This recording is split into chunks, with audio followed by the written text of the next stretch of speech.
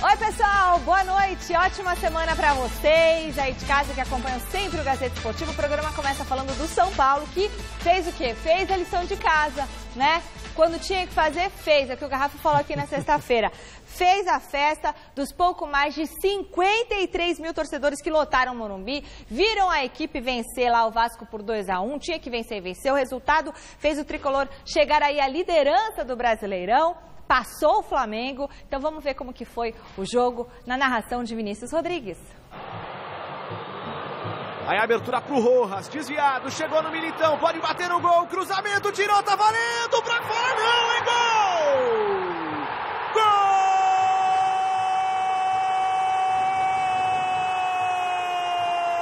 do São Paulo! João Rojas! Dominou bem o jogador do Vasco, lançamento pro Pikachu, saiu na cara do gol, tá lá! Gol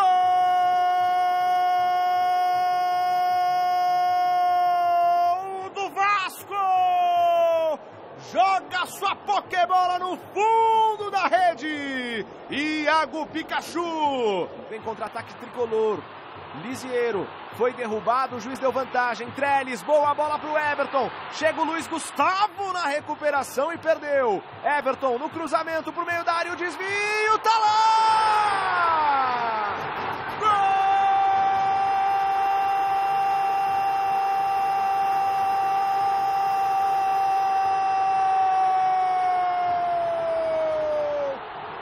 do São Paulo!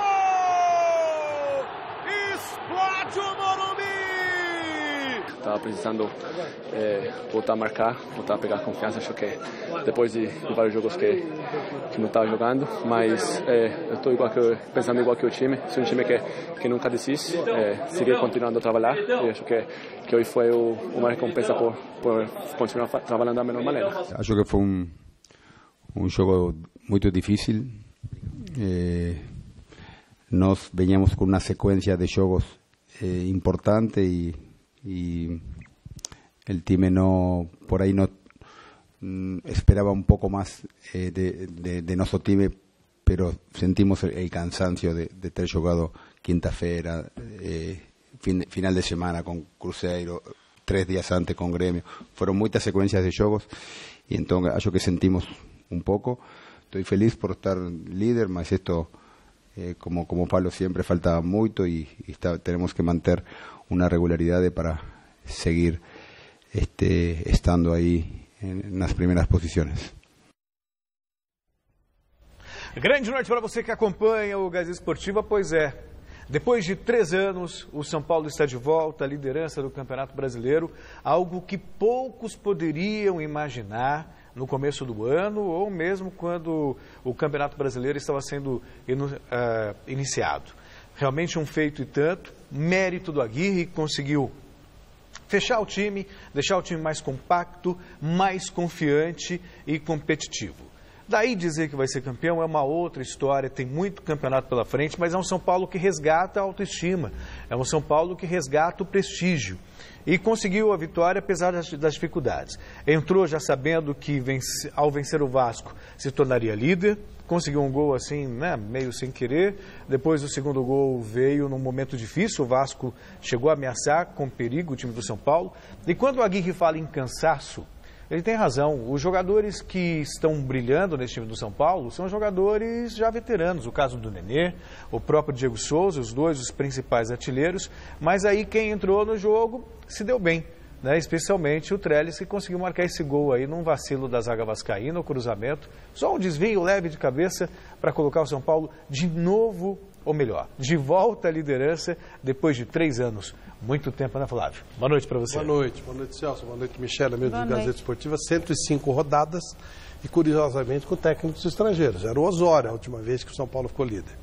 É uma surpresa, não para a nossa taróloga que falou que o São Paulo seria o campeão.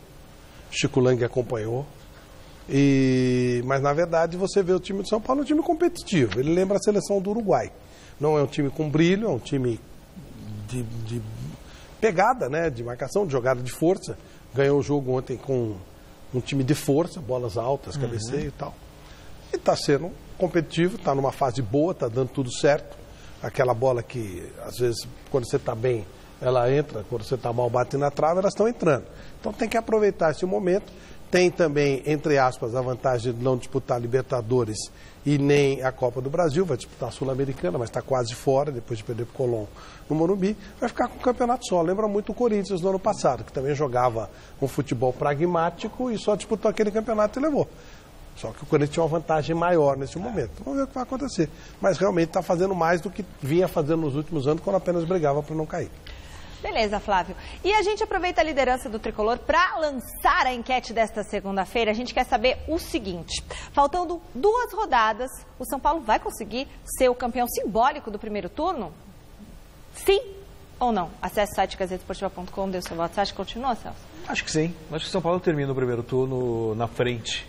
Também não significa muita coisa, mas é sempre bom terminar na frente. Acho que dá para terminar, sim. 70% do time na época do ponto turno e retorno, 70% do time que virou em primeiro foi campeão. Foi campeão. 70% das vezes. O São Paulo ele joga em esporte e depois recebe a Chapecoense. Ou seja, o Flamengo joga com o Cruzeiro em Minas, com o Cruzeiro no Rio, e depois com o Atlético Paranaense em Atlético Paranaense. Ou seja, mais difícil para o Flamengo do que para o São Paulo. Então o São Paulo deve virar o turno como líder, sim. Agora tem um recadinho, viu? Recadinho